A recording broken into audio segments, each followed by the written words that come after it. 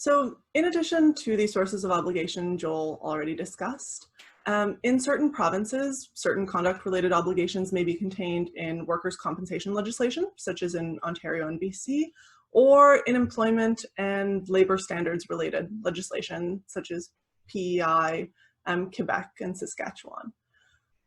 And these obligations tend to be very similar to our last category of sources of obligations that we'll discuss today, which is health and safety legislation.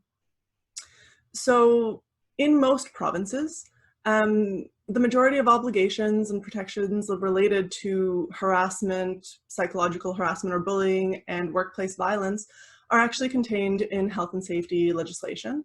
And this is a trend that we've seen sort of in the last few years, with these protections moving to health and safety, either instead of or in addition to sources like human rights, employment standards, and workers' compensation legislation.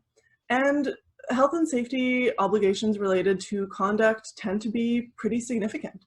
So generally, in those jurisdictions that have these kinds of protections and obligations, employers are required to address complaints and sometimes incidents of harassment, violence, bullying. And this means that they cannot condone this. They can't just let it be. And once they learn of a complaint or incident, they actually have to act. Additionally, employers may be required to have a written policy or procedure. And often there are certain reporting requirements that employers have to follow, such as having a two-tier reporting system, which means that employers will have to identify a certain person who will take complaints or incidents of harassment, but if that particular person is the perpetrator of the misconduct, there has to be a second, more senior person identified that the employee can go to. And as well, health and safety is often where we see obligations related to investigation of conduct issues.